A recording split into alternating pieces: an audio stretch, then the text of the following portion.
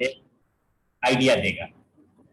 Ascendant, ascendant sublord as, कौन है ascendant का sublord?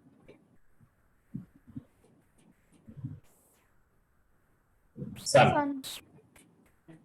ascendant sublord is sun. Sun in star of, sun किसके star में है? मून। Moon, moon.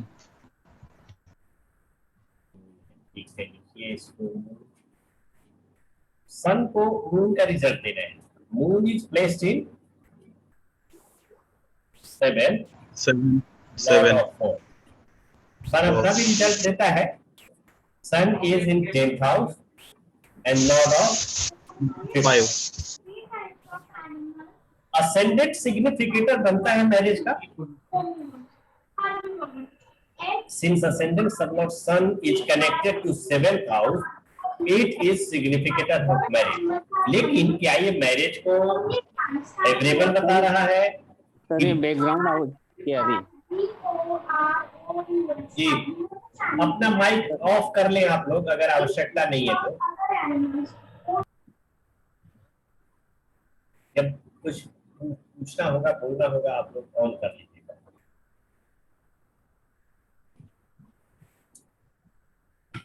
ठीक है। Moon become significator, moon sorry, sun become significator of 7th house. अब इसका सब भी देखना जरूरी है। क्या सब एसेंशियल कंडीशन फुलफिल करता है कि नहीं? Sun is in Venus, sub Venus, Venus को देखिए, where Venus is placed?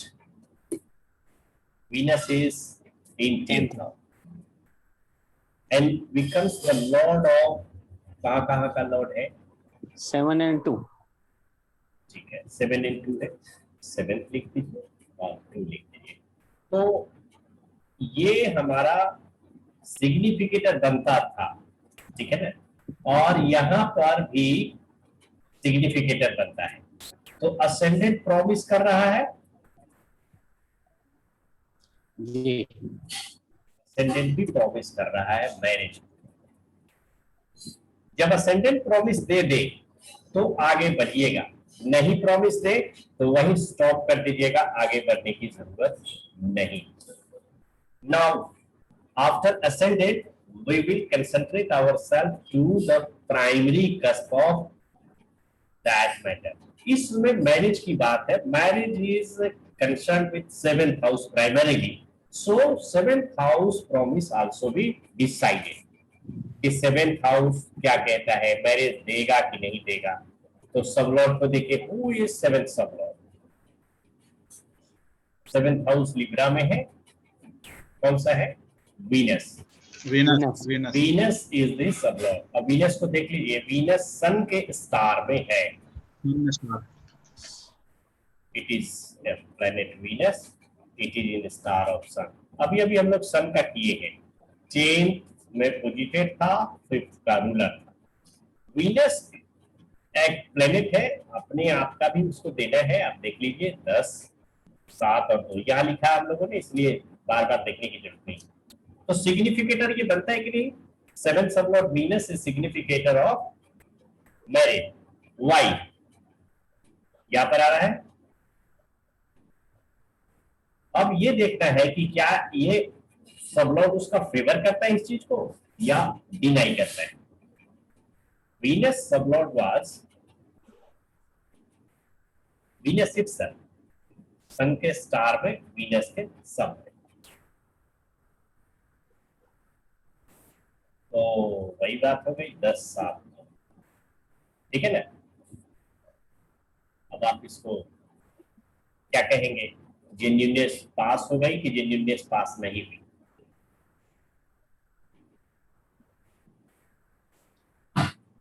It become significator of,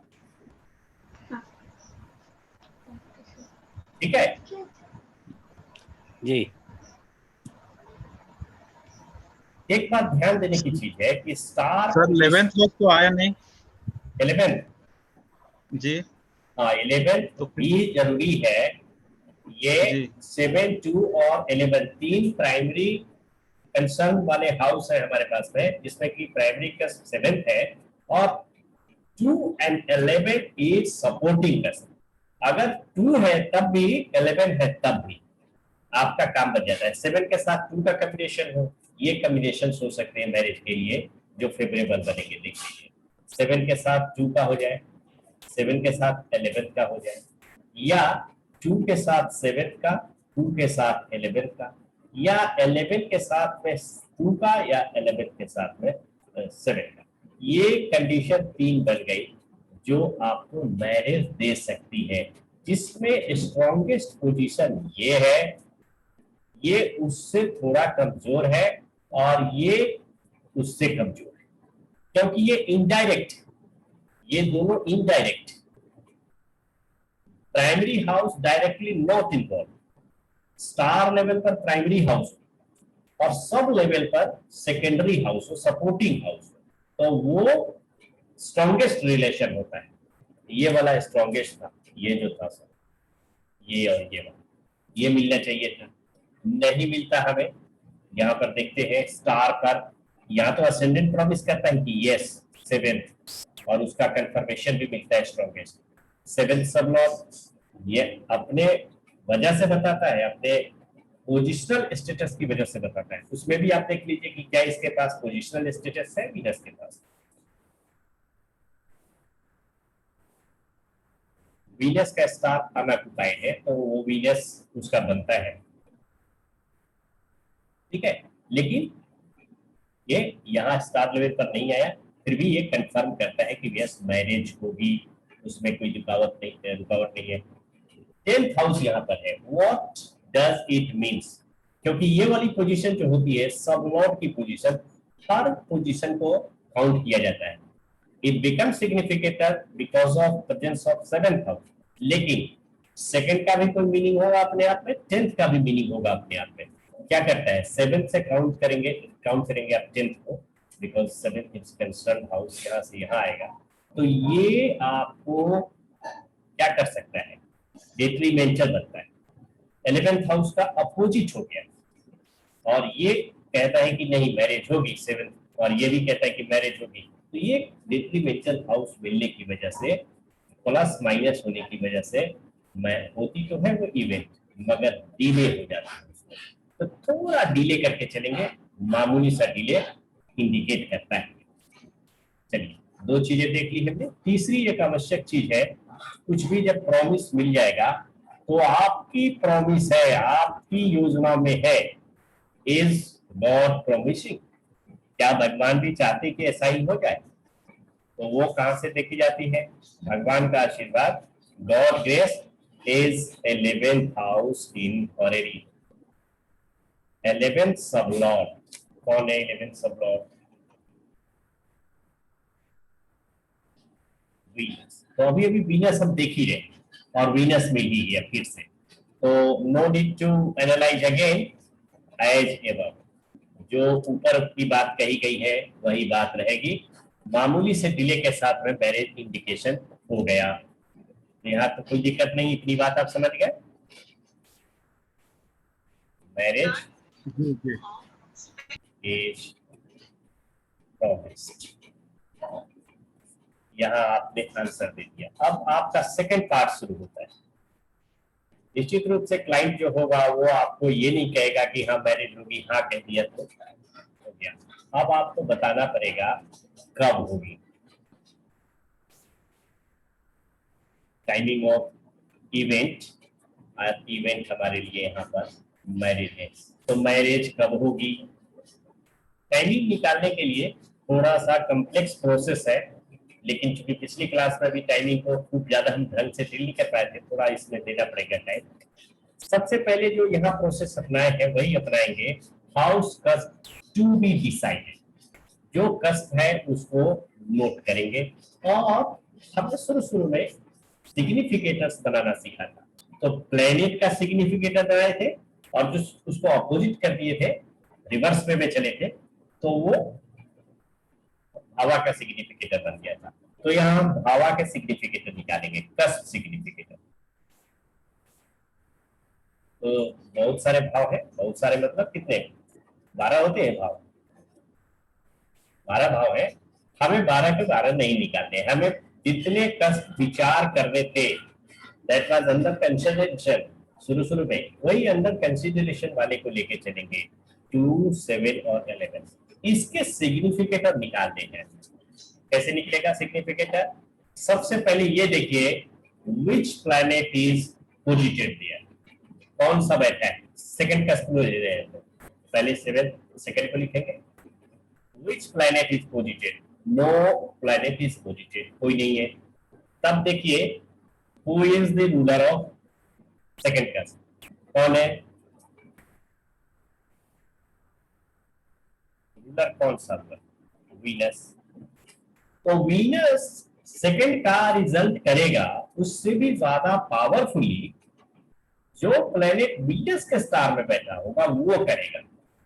तो हम अब देखते हैं any planet who is in the star of Venus, Venus के स्टार में बैठा कोई प्लेनेट मिल गया है हमें, यहाँ देखते हैं, यहाँ देखते हैं, यहाँ देखते हैं, कहीं कोई नहीं मिलता। मतलब Venus, only Venus becomes the significator of second कष्ट, अकेला वीनस को ही फल देना है। और हम इसको स्ट्रॉन्ग और वीक ऐसा कुछ नहीं बोल सकते, लेकिन बहुत स्ट्रॉन्ग नहीं है, कोई इसके स्टार पे होता तो ज्यादा बेहतरीन माना जाता, क्योंकि सिग्निफिकेशंस बढ़ जाते, स्ट्रेंथ बढ़ जाती है। अब सेवंथ कष्ट को उसी तरीके से सिग्निफिकेटर निकालिए। 7 पे बहुत सारे प्लैनेट बैठे, तो रिवर्स में भी चलेंगे। सबसे पहले हम नोट कर लेते हैं हु इज द रूलर, सौभाग्य से वीनस ही रूलर है। In star of Venus no planet, तो छोड़ दीजिए वीनस के बाद। अब जो जो प्लैनेट बैठे हैं उनको लिखिए, moon, Saturn and Ketu,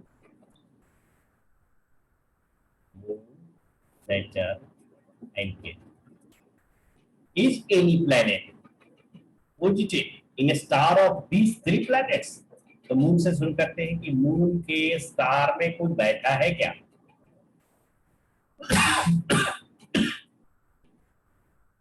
moon के स्टार पे बैठा है सन और बैठा है जुपिटर।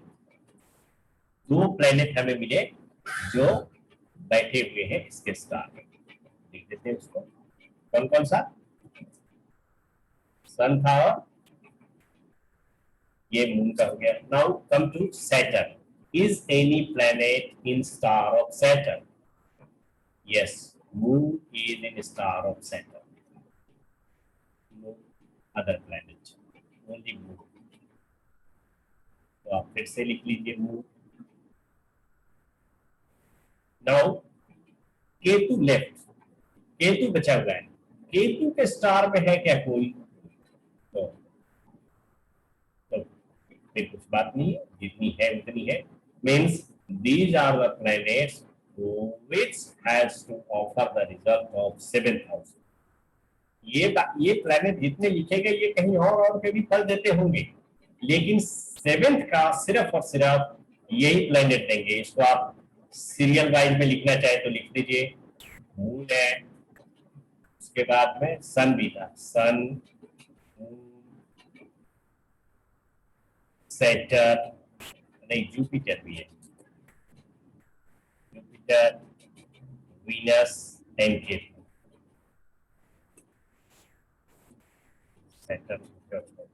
इतने प्लैनेट बन गए 7th कष्ट के रिजल्ट देने के लिए। 11th कष्ट को देखिए सिग्निफिकेटर निकाल लेते हैं। 11th कष्ट is ruled by Saturn. Any planet in Saturn star, moon is in star of Saturn.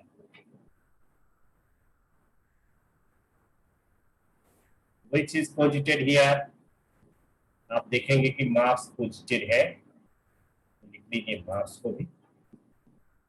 Any planet in star of Mars will also be significator of 11th कष्ट। मार्स का star कोई है? Mercury.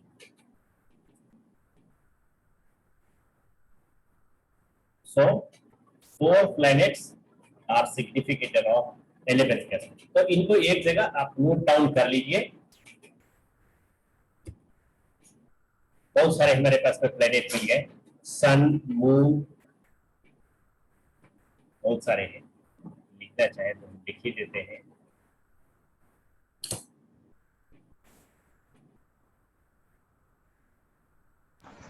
सारे के सारे आ गए sir. अरे आगे कोई नहीं बचा। सन है, मून है, मार्स है, मरकरी है, जुपिटर है, विनस, हाँ कोई नहीं बचा, राहु एक बच गया है सिर्फ, है ना, तो इसको मैं नहीं लिखता हूँ, जब एक ही बचा हुआ है तो छोड़ दीजिए। अब हमें क्या करना होगा, सबसे पहले फाइंड आउट करेंगे दिस वाज सिग्निफिकेटर। अब क्या हमें निकालना है, फ्रूटफुल दस। सिग्निफिकेटर। अच्छा अच्छा। ये तो सिग्निफिकेटर था, लेकिन फ्रूटफुल सिग्निफिकेटर निकालेंगे। अब फ्रूटफुल सिग्निफिकेटर कैसे निकलेगा, those planet which are not in a sub of that planet which signifies detrimental houses with respect to these houses।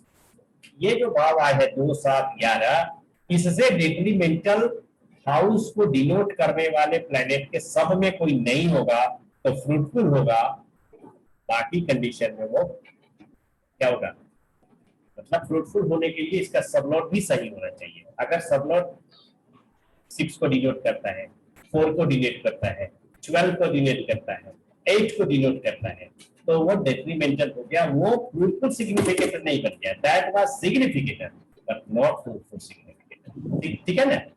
चलिए तो हम फ्रूटफुल सिग्निफिकेटर सन से स्टार्ट करते हैं।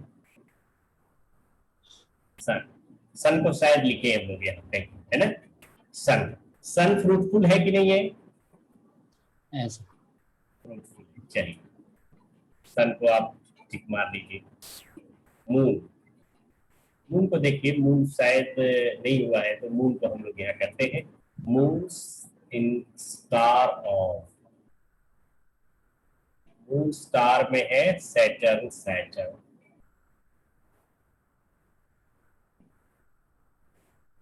लिखिए।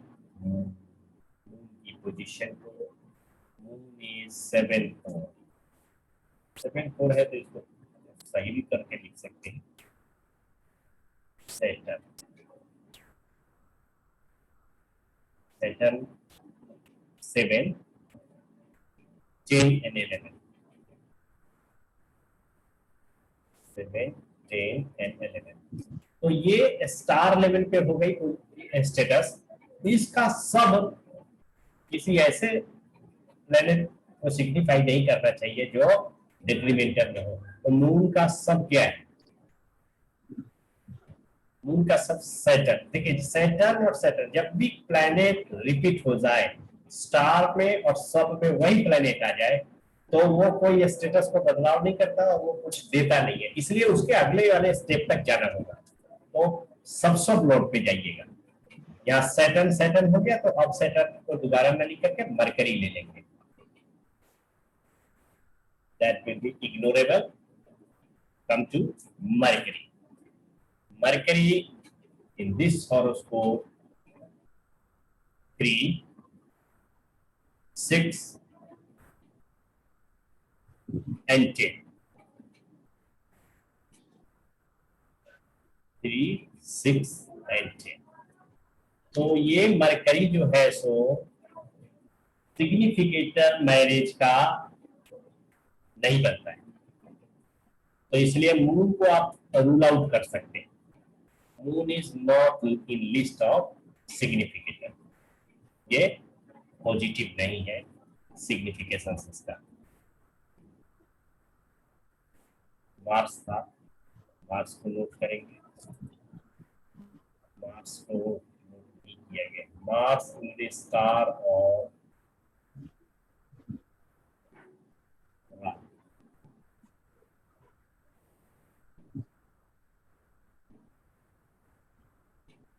नोट कीजिए राहु कहाँ है, इट्स, अच्छा ये दोनों में केतु, केतु क्यों लिख दिया मैंने, एक तो गलती, राहु लिब्रा में, लिब्रा में तो यहाँ होना चाहिए, ये वाला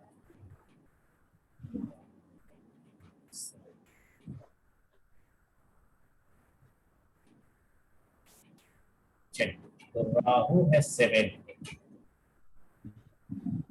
मार्स बैठा है 11 और मार्स रूलर बनता है 1 का 8 का। का यही है पोजीशन है, यही है। हाँ वही है ना sir.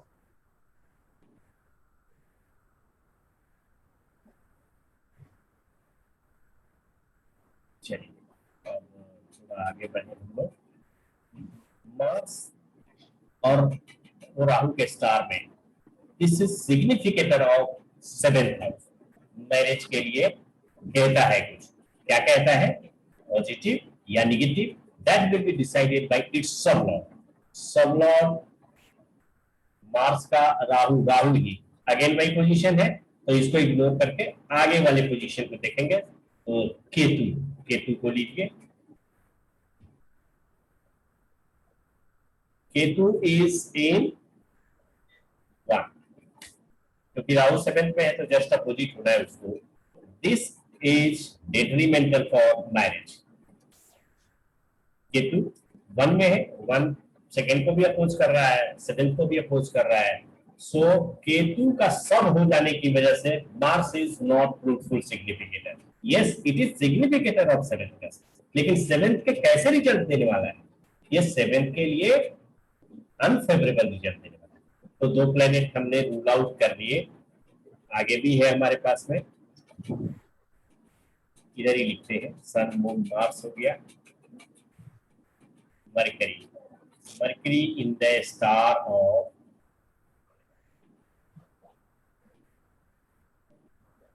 Mars Venus, Mars, Mars is in 11th, lord of 1 in 8. Mercury is a lord of 3, 6, posited in 10. ये मैरिज के लिए सिग्निफिकेटर बनता है कि नहीं बनता है, बताइए। एज हर कोई बोलेंगे तब जाकर के थोड़ा ज्यादा बढ़िया समझ में आएगा। बोलिए, is Mercury a significator for 7th house or not? No. अगर ये सिग्निफिकेटर नहीं होता, why we have taken Mercury? Mercury ये सिग्निफिकेटर में क्यों निकाला है? Mercury को रखा गया कि भाव के सिग्निफिकेटर बनता है, इट मीन्स बनता है, फिर कैसे अब करें कि नहीं बनता है? Mercury becomes the significator of marriage related house due to presence of 11th house। 11th है ना, 11th लेकर के चलेंगे कि नहीं, ये देखिए यहाँ से लेके चले थे तब ना ये मरकरी आया था आपका।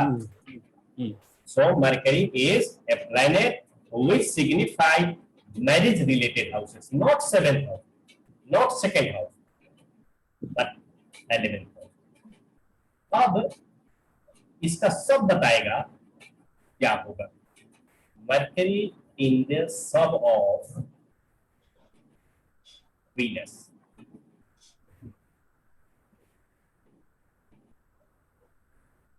Venus को नोट किया गया है यहाँ पर कहीं 1072 है, ठीक कर देता हूँ मैं, 2, 7 and 10। Venus डेट्रीमेंटल हाउस तो नहीं बनता है ना, तो ये पॉजिटिव, पॉजिटिव है। ओके, हाँ ये बात ध्यान रखने की है कि ये डायरेक्ट कभी रिलेशन नहीं बना रहा 7th के साथ में, हेंस ये बनेगा लेकिन वो उस तरह से स्ट्रांगली नहीं बनता है। लेकिन सब चूंकि स्ट्रांगली है इसलिए हम इसको लेके चलेंगे, क्योंकि 11th का सिग्निफिकेटर एकमात्र यही है और 11th हमें चाहिए। मरकरी के बाद में आते हैं जुपिटर पर। Jupiter in the star of moon, moon को लिखा गया है यहाँ पर 4-7, लिखिए 4-7। एंड जुपिटर की पोजीशन अगर कहीं लिखी गई हो तो ठीक है, नहीं लिखी गई है तो नोट डाउन करते हैं यहाँ से, सॉरी यही से हो जाएगा। Jupiter, Jupiter is in 1 and lord of 9, 12, 1, 9, 12, 1, 9, 12। Seventh house का सिग्निफिकेटर जुपिटर हो गया, इसका सब बताएगा फ्रूटफुल हुआ कि नहीं। जुपिटर का सब है Rahu. Rahu is placed in 7 और फ्रूटफुल हुआ कि नहीं हुआ? हो गया सर। फ्रूटफुल हो गया। चलिए अब आगे बढ़ते हैं। जुपिटर तक पहुंच गए हैं, वीनस तक आइए। और वीनस मुझे लग रहा है कि हम लोग निकाल चुके हैं पहले ही। यहाँ पर है वीनस। वीनस सन, वीनस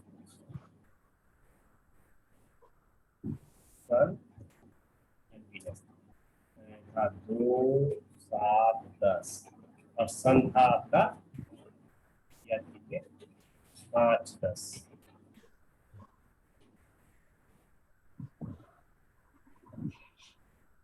ठीक है, कोई दिक्कत नहीं। नहीं sir. Venus in sum of 2, 7 and 10। ठीक है, आया 7 हाउस तो ओके। डायरेक्ट रिलेशन यहाँ स्टार पर नहीं है लेकिन सब में है, इसलिए सही। वीनस के बाद आइए Saturn. In the star of Rahu, and Rahu is in 7। 7 7 नहीं है राहु। सर 7 ही तो है। सॉरी 7। ठीक, सैटर्न का देखिए कहीं लिखे है। Yes 7, 10, 11। 7, 10, 11 Saturn in the sum of Venus। 2, 7, 10 तो ये सिग्निफिकेटर बनता है। कैसा सिग्निफिकेटर बनता है बताइए? पावरफुल। पावर अभी तक हम लोगों ने जो भी देखे निकाले, सबसे पावरफुल तो यही मालूम होता है। 7, 11, 7 कोई नेगेटिव हाउस यहाँ इंक्लूड नहीं किया इसने राहु की वजह से। हाँ ये जरूर है नेगेटिव, हल्का सा कह सकते हैं आप, लेकिन बिल्कुल स्ट्रॉन्ग अभी तक के हिसाब से इस कुंडली में सैटर्न हो गया। राहु पर आइए। Rahu star of Jupiter. Jupiter की पोजीशन नोट की गई है कहीं पर 1, 9, 12 है ना, यहाँ पर ये वाला 1, 9, 12 राहु 7 और राहु का सब वीनस 2, 7 2, 7 है। तो 7 को इन्वॉल्व कर रहा है राहु कि नहीं कर रहा है? कर रहा है। यहाँ पर स्टार लेवल पे इसका कोई भी नहीं आता है, लेकिन यहाँ पर आता है। तो इसलिए हम इसको भी मान करके चलते हैं कि यस इट बिकम्स सिग्निफिकेटर। एक और है केतु। केतु को सन और मून।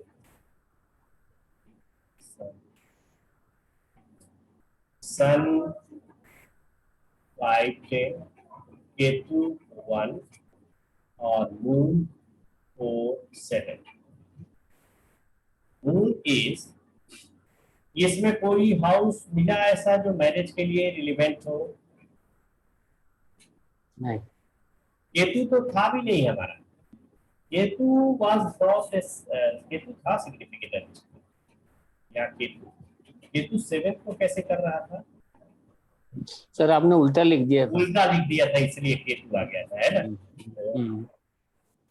वही मैं कह रहा हूँ कि केतु तो नहीं दिखता है, स्टार लेवल पे भी नहीं दिखाता है, सब पे दिखाता है। तो सब पे दिखाने से सिग्निफिकेशंस नहीं होते, यहाँ पर केतु ही काम नहीं करता है। चलिए तो अब हमारे पास में जो पॉजिटिव प्लैनेट्स मिल गए हैं, फ्रूटफुल सिग्निफिकेटर जिनको कहेंगे, फ्रूटफुल सिग्निफिकेटर कौन कौन से हो गए? सन हो गया, हम्म, सन हो गया, और मरकरी नहीं है, मरकरी है, मार्स है, मार्स नहीं है, नहीं है सर, मरकरी है, मरकरी के जुपिटर, बाद जुपिटर, जुपिटर है, वीनस, वीनस है, और वीनस, सैटर्न, सैटर्न भी है, राहु, राहु भी था। हाँ, ठीक है, ये प्लेनेट मिल गए हमें कितने में से? 2, 2, 4 और 5, 9 में से 4 को रूल आउट कर दिया गया, because they are not in such a sub which is fruitful significator of 7th house और मैरिज हाउस। तो ये 5 पर हमें कंसंट्रेट करना है। उसमें भी स्ट्रॉन्ग प्लेनेट हमें सैटर्न मिला है। ठीक है, तो अब हम लोग टाइमिंग में आगे बढ़ते हैं। टाइमिंग में सबसे पहला जो होता है आपका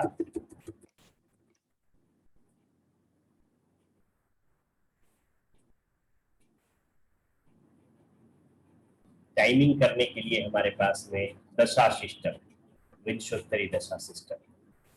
तो दशा लॉर्ड्स कौन होंगे?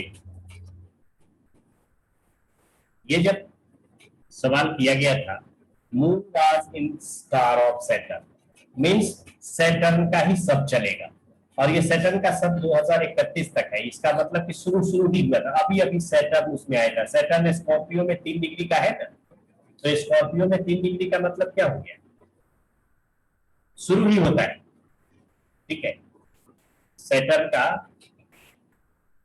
जुपिटर, सैटर्न, मरकरी, यानी 3 डिग्री 20 मिनट तो उसी का चला गया। किसका चला गया? जुपिटर का।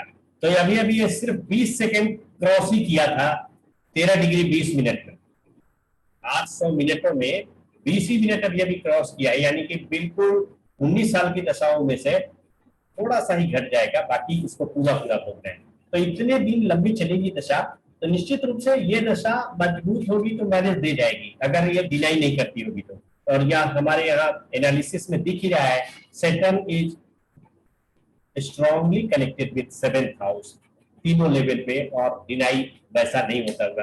तो सबसे पहला हम डिसाइड कर दिए कि महादशा जो होगा हमारा, महादशा, that will be Saturn, since it is fruitful significator. अगर ये वीक होता, नहीं दिखाता 7th को बढ़िया से, ढंग से, मजबूती से, तो हम क्या करते? तो अगली वाली दशा में लेकर के चलते कि क्या अगला वाला इससे स्ट्रांग है। दूसरी बात, मैरिज रिलेटेड क्वेश्चन के लिए दशा का स्ट्रॉन्ग सिग्निफिकेटर होना जरूरी नहीं है, भुक्ति का होना स्ट्रॉन्ग सिग्निफिकेटर जरूरी है। तो दशा सैटर्न की हो गई, यहाँ हमारी क्लियर हो गई। अब भुक्ति, महादशा के बाद में अंतर्दशा है जिसको भुक्ति कहते हैं साउथ में। भुक्ति कौन सा हो? अभी सैटर्न में सैटर्न ही चल रहा है। That planet must be strongly connected, marriage के लिए रूल है। वह घटना जो जीवन में बहुत रेयरली तो नहीं घटती, लेकिन जो प्राय एक बार घटे या एक से ज्यादा घटती हो, बहुत कम चांसेस में। तो मैरिज भी एक ऐसी ही इवेंट है, उसमें अंतर्दशा यानी भुक्ति का स्ट्रांग होना जरूरी है।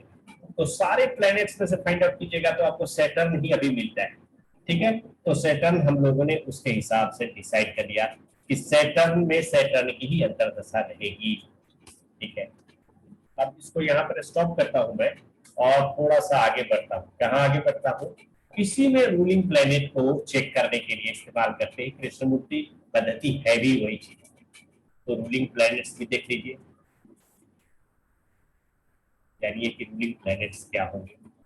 देखिए, रूलिंग प्लैनेट्स किसको कहते हैं? जैसे कस्प को रूलर, को रूलर कहने का मतलब है उसको किसी प्रकार से रूल करता है। तो राशि लॉर्ड, लॉर्ड तो वही हो गया, रूल कर गया। स्टार लॉर्ड, लॉर्ड ही हो गया। सब लॉर्ड, लॉर्ड हो गया। सब लॉर्ड, लॉर्ड ही हो गया। तो जो कोई भी लॉर्ड बनेगा उसी को रूलर कहते हैं। तो रूलर हम लोग 2 प्रकार के रूलिंग प्लैनेट्स में लेकर के चलते हैं, 2 होते हैं। एक असेंडेंट क्या होता है, असेंडेंट आरपी, और दूसरा कहते हैं मून आरपी, मून के रूलिंग प्लैनेट। और एक कृष्णमूर्ति में डे लॉर्ड को भी लेके चलते थे, day Lord. Ascendant ruling planet में आप लीजिए साइन लॉर्ड, राशि लॉर्ड हो गया, नक्षत्र लॉर्ड हो गया, और इसमें लेते थे राशि लॉर्ड, नक्षत्र लॉर्ड, और डे लॉर्ड में तो जो डे है वही लेकर के चलते थे। ठीक है, अब ये है 4 फरवरी 2013 का क्वेश्चन है, मंडे। मंडे है, इसमें आप डे लॉर्ड में मून लिख लीजिए।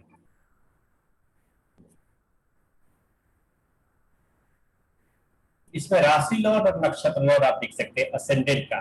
तो ये जो असेंडेंट पोजीशन बन के आई है, ये असेंडेंट पोजीशन वो नहीं है जो रूलिंग प्लैनेट का होगा। क्यों? क्योंकि ये सीड नंबर से तैयार किया गया है। सीड नंबर के होने की वजह से 11 नंबर सीड है, तो ये पोजीशन हमेशा के लिए फिक्स होगी। आज बनेगी तो 10 दिन बाद बनेगी, तो आपके घर पर बनेगी तो मेरे घर पे बनेगी, तो कहीं भी बनाए वही रहता है, बाकी पोजीशन चेंज होती है। तो ये उस समय जो रूलिंग प्लैनेट था असेंडेंट का, वो मैंने नोट डाउन किया हुआ है, बताता हूँ आपको।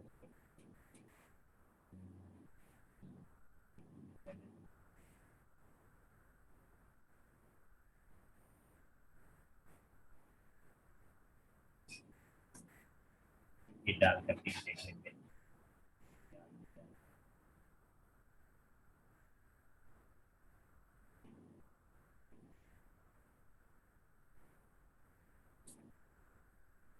फरवरी 2013 समय है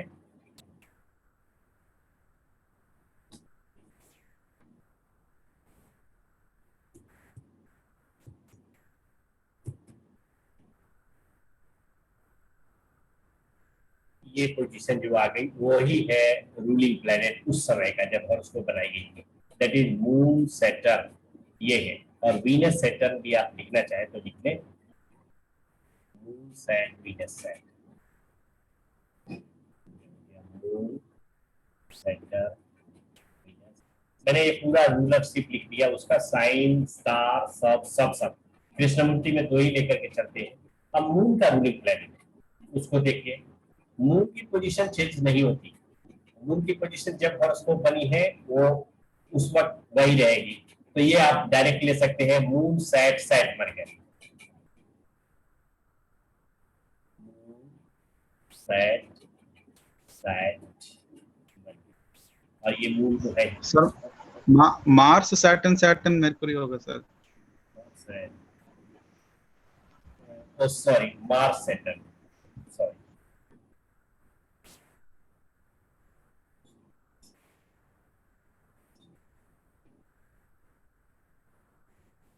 ठीक है, अब आप देखिए कि 2 तरह के सेट मिल गए, रूल को भी समझते चलेंगे और अपना काम भी करते चलेंगे। रूलिंग प्लैनेट्स 5 में से 5 आ गए, इसमें से कोई भी हम देखेंगे जो हमारे काम का हो उसका इस्तेमाल करेंगे। अब ये कैसे काम करता है, CIL जब पढ़ेंगे तो CIL में डे लॉर्ड को नहीं लेकर के चलेंगे, क्योंकि वो जब हम वैदिक सिस्टम से इस पे भागे, नक्षत्रा से भी बच के आए हैं सब में, क्यों? इसको नैरो डाउन करना। तो अगर डे लॉर्ड लेते हैं तो दिन भर 10 पेरिस्ट आते हैं हमारे पास, 10 के लिए मून ही रह जाता है ये आपका रूलिंग प्लैनेट डे क्या, इसलिए उसको काउंट नहीं करना। दूसरी बात है कि असेंडेंट का आरपी और मून का आरपी डिफरेंट होता है। मून आरपी असेंडेंट और मून, ये है आरपी, और ये है नेटल कहिए या हॉरोस्कोप कहिए इसको, ये असेंडेंट और ये मून। तो ये मून की पोजीशन इस असेंडेंट को दुरुस्त करती है, और इस असेंडेंट की पोजीशन इस मून को या प्लैनेट को दुरुस्त करती है। दुरुस्त करने का मतलब है if you have doubt about any cusp, तो असेंडेंट भी कस्प भी, तो उसको आप मून की पोजीशन से ठीक कीजिए। आप सपोज कीजिए कि एजुकेशन के बारे में उसका देख रहे हैं बच्चे का, और आपको लग रहा है कि हॉरोस्कोप करेक्ट नहीं हो सकता है, और एकदम से उस संधि पे चला गया है, उस पॉइंट पे चला गया है जिसके बाद में अब वो बदलने ही वाला है। सपोज कीजिए 13 डिग्री 19 मिनट पे, तो हो सकता है कि ये बदल करके अगले वाले में चला जाता है नक्षत्र में। तो क्या करेंगे, ये पोजीशन मून से, जो रूलिंग प्लेनेट मून है वो डिसाइड कर देगा आपका टोटल 12 कस्ट पे 12 कस्ट की पोजीशन को। तो असेंडेंट भी उसी में आता है, असेंडेंट को मून से सुधारा जाता है या मून से कोरिलेट किया जाता है। इसी प्रकार से जो रूलिंग प्लैनेट असेंडेंट का होता है that is used to detect moon position, और मून प्लैनेट ही है तो बाकी प्लैनेट के भी पोजीशन को डिटेक्ट करने। जैसे हम बटन रेक्टिफिकेशन कर रहे हैं और उसमें डाउट अबाउट 3 तरह के डाउट हो सकते हैं, about day, about month, about year. तो डे का डाउट है, डे तो मून से रूल होता है क्योंकि हर दिन मून किसी और नक्षत्र में चला जाता है, नक्षत्रों में चला गया, तो डे को ठीक करना होगा तो मून से करेंगे, मंथ को ठीक करना होगा तो सन से करेंगे, इसलिए क्योंकि एक महीना सन रहता है किसी एक ही साइन में। और ईयर को ठीक करना है तो जुपिटर का हेल्प लेंगे क्योंकि Jupiter will be transiting in one sine for nearly 1 year, 1 साल रहता है उसमें। तो ये सारे जो है ये ठीक किया, क्या किया है, मून है, सन है, जुपिटर है, दिस इज प्लैनेट। तो planet position will be correlated by ascendant ruling planet, ये नियम है। तो हमारे पास में फिक्स क्या करना है, हम दशा फिक्स करने वाले हैं। दशा का मतलब क्या होगा, दशा इज प्लैनेट पोजीशन, प्लैनेट ही आएगा। अब क्या प्लैनेट है, सैटर्न है, मार्स है, मरकरी है, एक्सेट्रा। वो पोजीशन असेंडेंट की रूलिंग प्लैनेट से फिक्स की जानी चाहिए। तो घाल-मिल करके नहीं चलेंगे, हम अलग अलग लेकर के चलेंगे तो रूलिंग प्लैनेट बिल्कुल हमें सही सही आइडिया दे देंगे। रूलिंग प्लैनेट से बहुत कुछ खोज हुआ, बहुत कुछ आगे बढ़ा। तो सबसे पहले ये देखिए कि जो दशा हमने चुना है, इज दैट दशा is in the list of ruling planet. ये बहुत हद तक आपको नैरो डाउन करने के लिए उपयोग होते हैं। तो आप देखिए इसमें सैटर्न को पाते हैं, तो सैटर्न, और यहाँ भी सैटर्न पाते हैं। अगर पुरानी पद्धति में चल जाइए तो Saturn. So Saturn is strongly connected with दिशा, महादिशा, और since Saturn is fruitful significator, it will be taken as a दशा lord, as a planet in the lord of दशा। अगर ये रूलिंग प्लैनेट पे सैटर्न होता लेकिन फ्रूटफुल नहीं होता तो उसको डिस्कार्ड कर देते। सपोज कीजिए अब यहाँ पर मून है, is moon to be taken as a दशा lord? We have already decided that moon is not becoming fruitful significant। ये fruitful है नहीं तो इवेंट दे ही नहीं सकता, तो जब दे ही नहीं सकता तो वो रूलिंग प्लैनेट के लिस्ट में होके भी आउट हो जाता है, मून को आउट कर दिया है। इसी प्रकार से 2 प्लैनेट और मिल जाते हैं हमारे पास में, वीनस भी बचा हुआ है, मार्स भी बचा हुआ है, मरकरी भी बचा हुआ है, इनका इस्तेमाल हम करेंगे। तो जैसे ही महादशा और अंतर्दशा फिक्स हो गई तो ये टाइम नैरो डाउन हो गया। अब ये सैटर्न में सैटर्न कहां से कहां तक चलेगा ये देखते हैं। सैटर्न में सैटर्न की दिशा यहां से देखते हैं,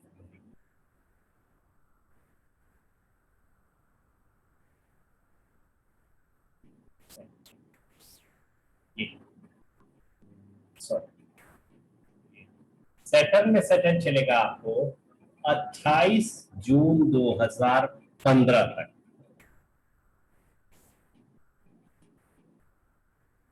सैटर्न और उसके अंदर सैटर्न,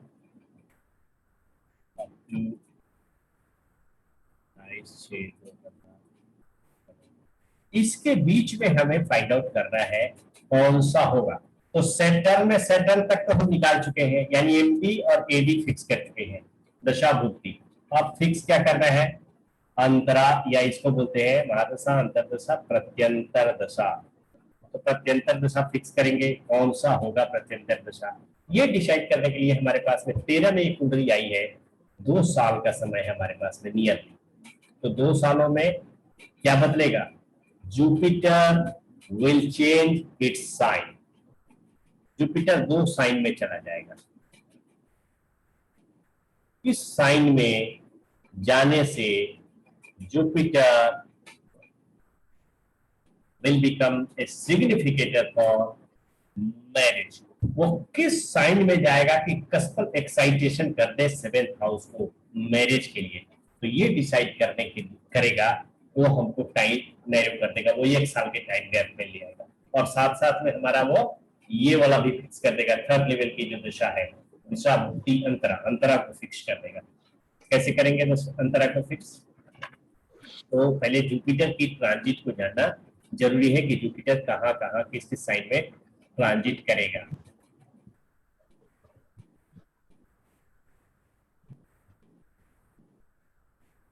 जुपिटर का ट्रांजिट देखिए 13 में, जब ये हॉरोस्कोप आई आपके पास में, Jupiter was transiting in Gemini, ठीक है। 14 में भी जेमिनी में ही था और 14 में ही कैंसर में भी चला जाता है। कब जाता है? ये आपको 20 जून को चला जाता है, ठीक है। 20 जून को कैंसर में जा रहा है ना,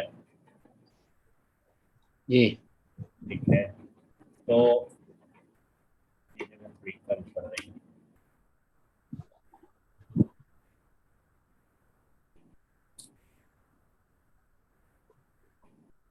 ट्रांजिट ऑफ जुपिटर 2 साइन में होने वाला है। एक साइन है हमारा इन साइन ऑफ जेमिनी और दूसरा है कैंसर। कैंसर में कब जा रहा है वो? अभी देखा था 20 जून को जा रहा है, 20 जी जून 2014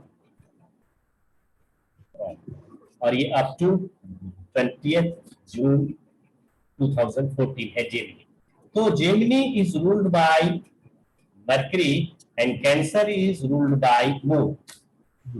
Now we have to find out which planet is strongly connected to marriage houses.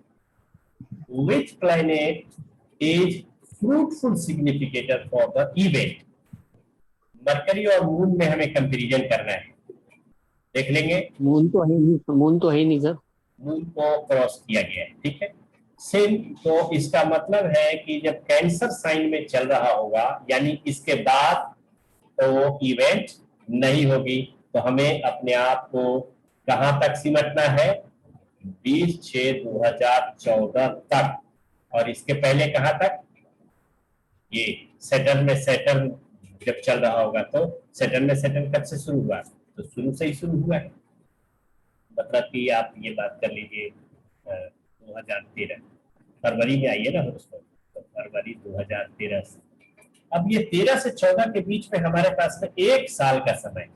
इस 1 साल के समय में दशाओं का भी सीक्वेंस देखेंगे। दशाओं का सीक्वेंस मतलब सेटर्न में अब ये प्रत्यंतर दशा को देखिए, किस प्रत्यंतर दशा में चल रहा है। फिर उसको जैसे अभी जुपिटर को देखेंगे वैसे ही उसको भी देखेंगे कि फ्रूटफुल में जा रहा है कि नहीं जा रहा है।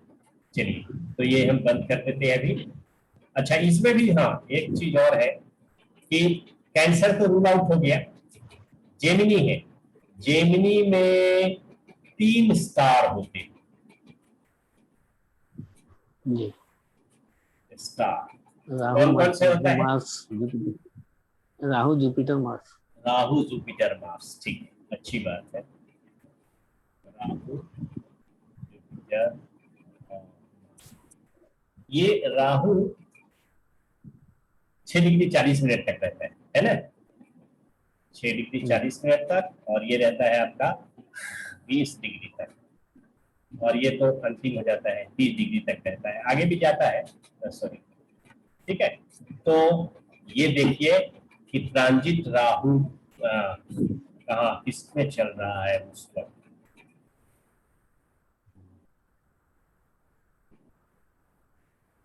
इसके पहले दशाओं में चलिए,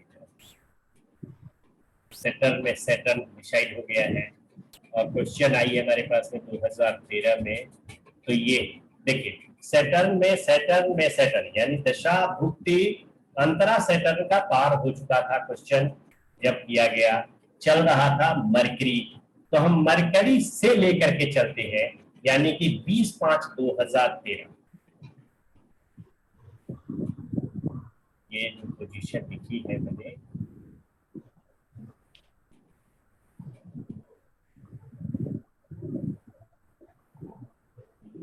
पांच 2013 यहां से यहां तक का पीरियड है, उसमें चेक करना है। अब ये लगभग 1 साल का पीरियड है।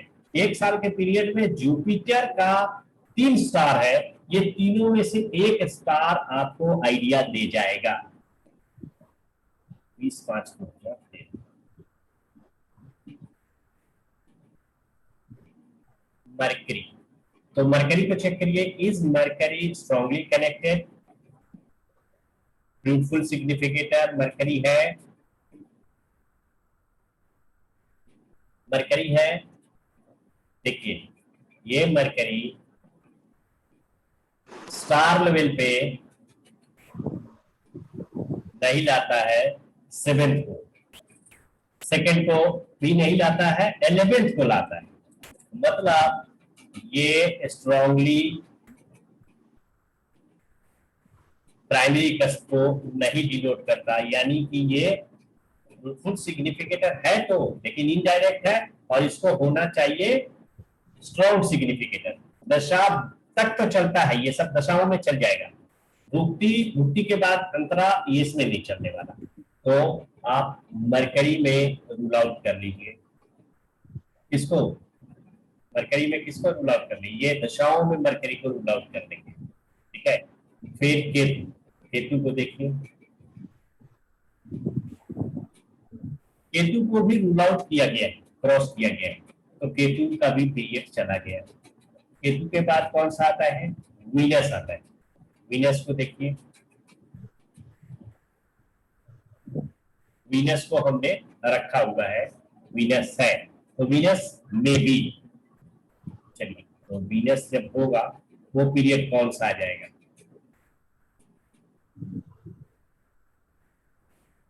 वीनस जब चल रहा होगा, सैटर्न ये वीनस, यानी कि 22 जनवरी 2014 तक वीनस है, ये दे सकता है। 22 जनवरी 2014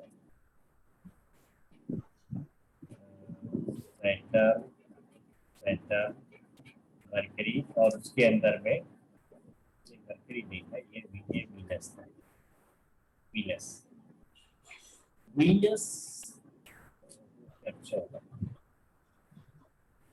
22 जनवरी 2014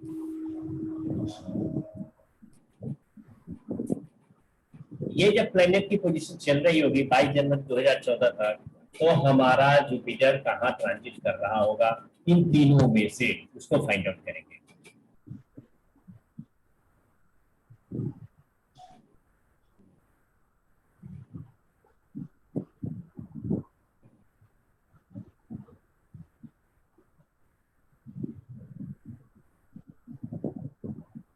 बाईस जनवरी 2014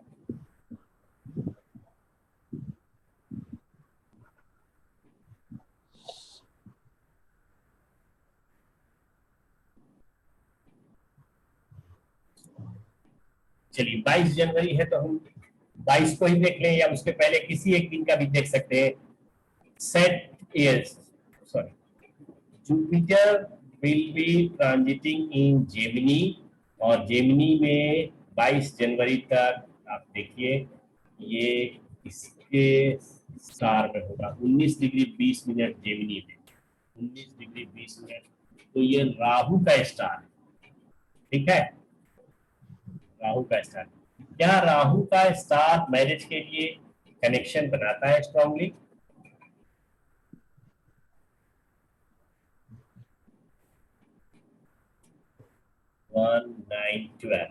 यहाँ है 2 7 10 और राहु है 7, राहु के पास पीएस है,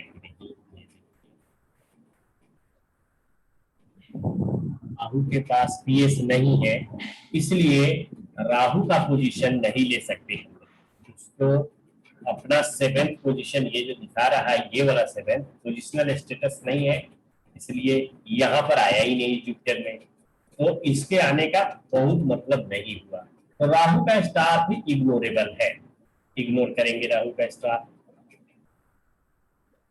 राहु का स्टार भी इग्नोर हो गया। अब बचा कौन? जुपिटर और मार्स, दो स्टार बचते हैं हमारे पास, जुपिटर और मार्स। देखिए जुपिटर फ्रूटफुल सिग्निफिकेटर है, ये फ्रूटफुल सिग्निफिकेटर है, और ये ठीक भी है क्योंकि स्टार में 7th अपीयर कर रहा है। और दूसरा बचता है मार्स। मार्स कहाँ है? मार्स तो रूल आउट है। निश्चित रूप से इसको मैरिज देनी है जुपिटर के स्टार में। तो देखिए कि जुपिटर कब तक चलता है। जुपिटर का स्टार कहां से कहां तक होगा? 20 डिग्री के बाद होता है 30 डिग्री तक, है ना, जेमिनी में 20 से 30 के बीच में। तो 20 डिग्री कहां से शुरू होगा? ये देखिए, ये 20 डिग्री आया नहीं, और ये पहले था, फिर बाद में आ रहा है।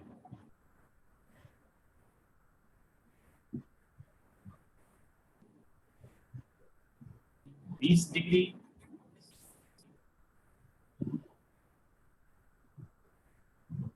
से पहले किसका होगा इसका? राहु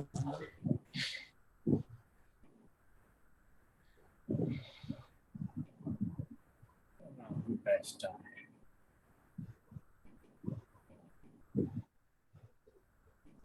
सर 20 सर 6:40 से 20 तक राहु का रहता 6:40 से 20 तक रहता है राहु का जी,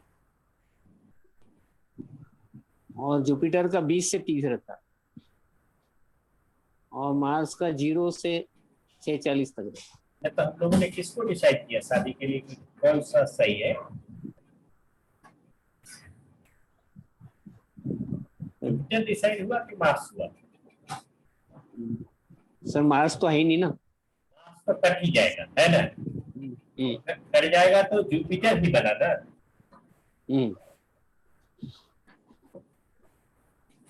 जुपिटर ही बना।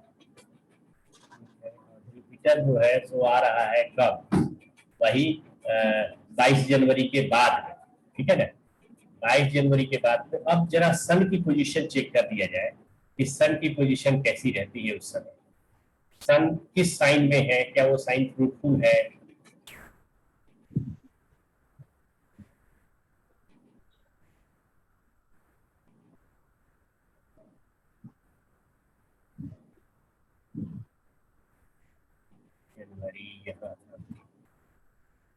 कैप्रिकॉर्न, ये इधर सेजिटेरियस में था और इधर कैप्रिकॉर्न में। जुपिटर और सैटर्न के बीच में चुना है, और जैसे ही कैप्रिकॉर्न आ गया, ये 7 डिग्री का है।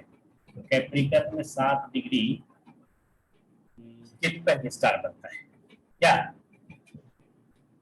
नहीं सॉरी, कैप्रिकॉर्न में 7 डिग्री सन का स्टार बनता है। सन ही होगा निश्चित।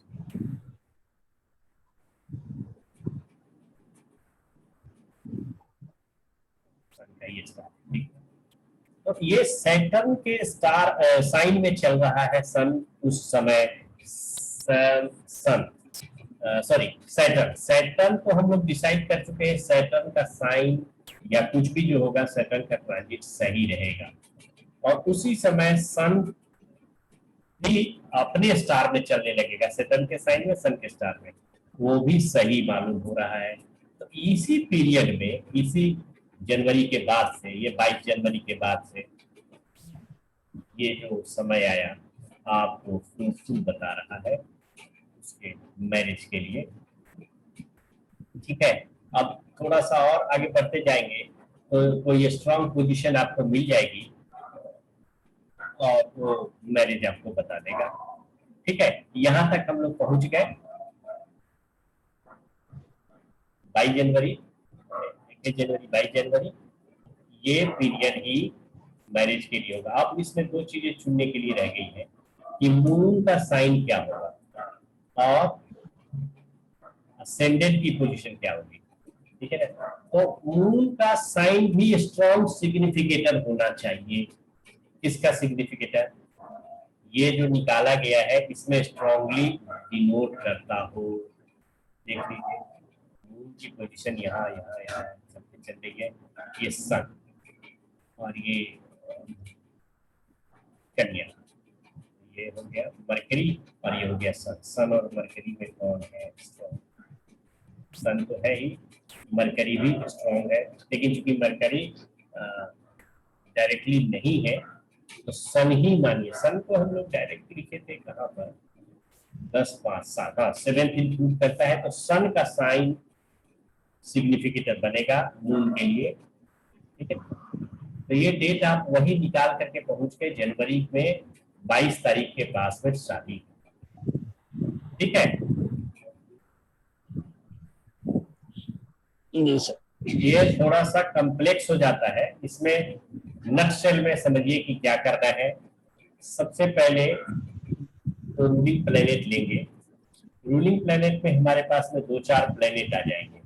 इस 2-4 में से हम पहले ही टेबल बना चुके होंगे, टेबल ऑफ सिग्निफिकेटर, और उस सिग्निफिकेटर में एक हम टेबल बनाएंगे फ्रूटफुल सिग्निफिकेटर,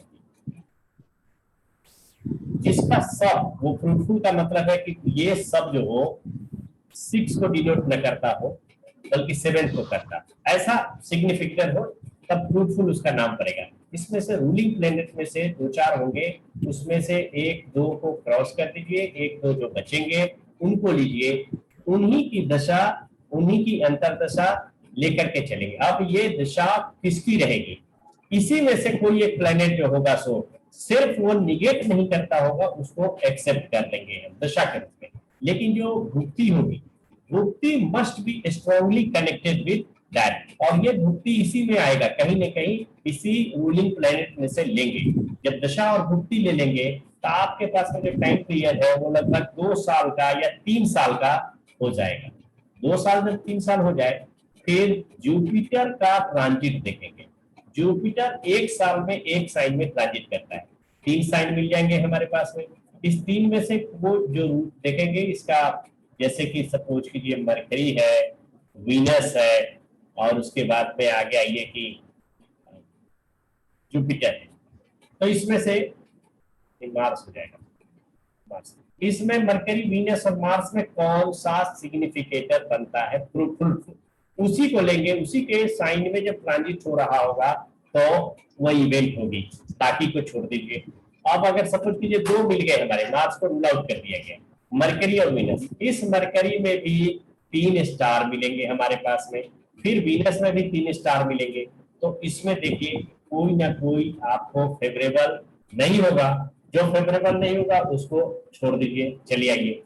अब जब यहां तक आ गए तो इस टाइम पीरियड एक गैप मिलेगा हमें, उस गैप के अनुसार में हम अंतरदशा के बाद में जो प्लेनेट होगा उसको लेंगे, उसको देखिएगा तो वो फिर कुछ प्लेनेट्स आएंगे। अब ये एग्री कर रहा होगा तो ये डिसएग्री कर जाएगा, और जब ये एग्री कर रहा होगा तो ये डिसएग्री कर जाएगा। ऐसा करते हुए कोई एक कॉमन पोजीशन पर पहुंचिएगा जब दशा भुक्ति अंतरा भी करता हो और ये इसका स्टार भी करता हो, जुपिटर का स्टार, दोनों में जब हम पहुंच गए वहां पर फिर सन की मदद लेंगे। फिर सन के लिए भी जुपिटर का ही रूल फॉलो करेंगे और वो साइन में चल रहा होगा तो साइन 2 या 3 ले लीजिएगा, क्योंकि तब अब महीना आपका इतना कम हो जाएगा।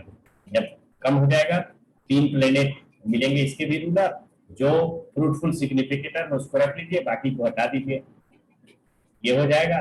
तो आपका जुपिटर अब उसके बाद में किसी, अभी तक हमने साइन ले लिया है, साइन के बाद स्टार भी ले लिया है, अब निश्चित रूप से ये किसी न किसी सब में चल रहा होगा और वो सब इस सन के साथ सिंक्रोनाइज होगा। उसी का आप देखेंगे कि टाइम और छोटा हो गया, गैप हो गया, ये लगभग 10 दिन का टाइम आ जाएगा आपको या 5 दिन का टाइम आ जाएगा। फिर मून को ले लीजिए, यहाँ तक हम पहुंच गए तो बहुत बड़ी बात है। फिर थोड़ी एक्यूरेसी बढ़ जाएगी तो हम और भी ज्यादा सटीकता से कर पाएंगे। ठीक है, तो ये मैरिज का टाइम जो हुआ उसे 21 तारीख करीब करीब हम लोगों ने निकाल लिया कि वो समय आता है 21 तारीख। ठीक है, और कुछ इसमें कहना रह गया हो तो कहिए।